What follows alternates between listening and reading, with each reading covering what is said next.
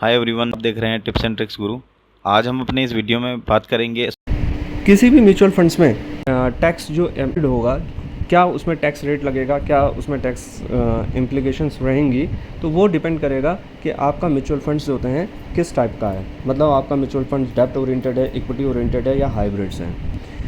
तो मैं यहाँ पर बात करता हूँ कि जो टैक्स होता है इसमें दो तरीक़ों के दो इनकम पे आपके टैक्स लग सकते हैं। एक तो आपका लग सकता है कैपिटल गेन्स पे और दूसरा लग सकता है आपका डिविडेंड पे।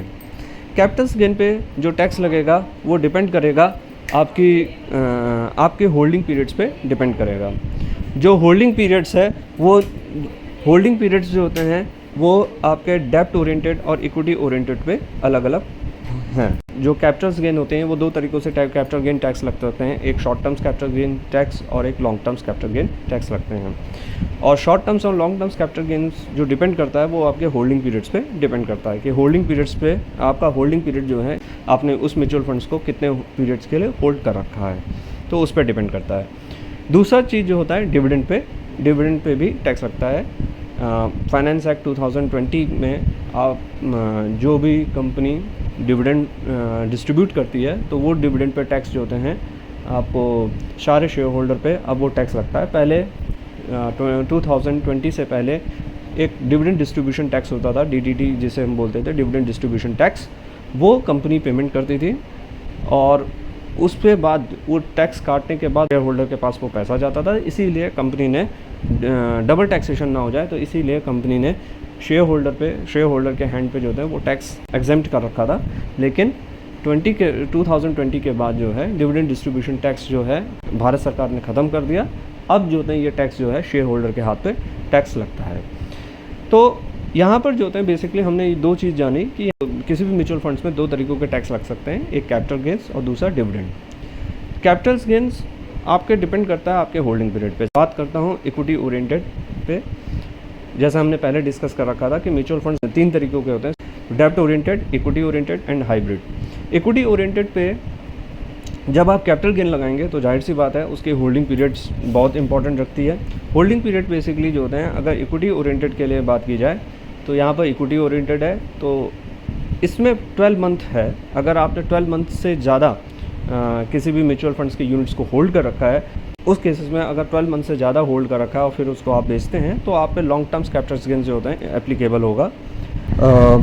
इसमें सपोज़ कीजिए जैसे मान लीजिए हमने 40 लाख रुपीज़ हमने एक इक्विटी ओरिएंटेड फंड में 2020 में जो होता है हमने इन्वेस्ट किया है और आज 2024 में उसकी जो वैल्यू है वो 55 लाख रुपीज़ हो गई है, सपोज़ कर लीजिए। अब इसमें हमें 40 लाख रुपीज़ पे किसी भी तरीक़ों का कोई इंडेक्सेशन नहीं मिलेगा, किसी भी तरीक़ों का हमें इसमें इंडेक्सेशन का जो बेनिफिट्स है, मतलब जो 2020 से लेकर के 24 तक जो इन्फ्लेशन हुआ है उसका इनकम टैक्स में के अकॉर्डिंग हमें इसमें किसी भी तरीक़ों का कोई भी इंडेक्सेशन वाला बेनिफिट्स नहीं मिलेगा।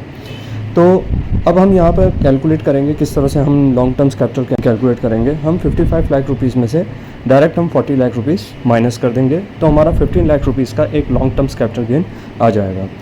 अब यहाँ पर अगर मान लीजिए आपने 2024 से पहले आपने आपको जो इनकम एक्रूड हुई है तो हम लोगों को जो एग्जम्पशन मिलती थी वो 1 लाख रुपए तक मिलती थी और 10% जो है हम लोगों का long terms capital gain rate था। अब उसमें हम लोगों को 10% मिलेगा, इसका मतलब 15 लाख रुपीज़ का हम लोगों को लॉन्ग टर्म्स कैपिटल गेन हुआ है।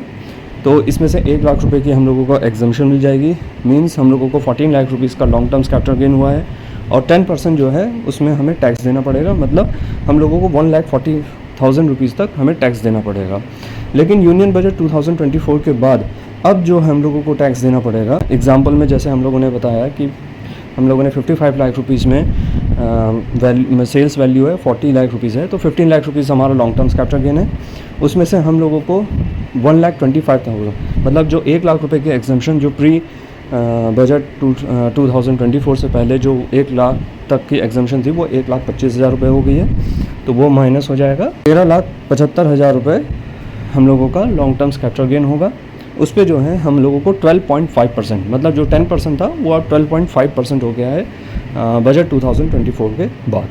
तो इस तरह से हम लोगों का जो टैक्स अमाउंट होगा वो 1,71,875 रुपये हो जाएगा।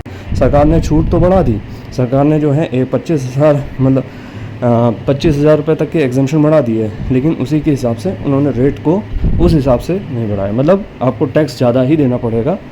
पिछले जो प्री बजट 2024 से पहले जो रेगुलेशन था टैक्सेशन का, उससे पहले जो था वो अब हमें ज़्यादा टैक्सेशन देना पड़ेगा।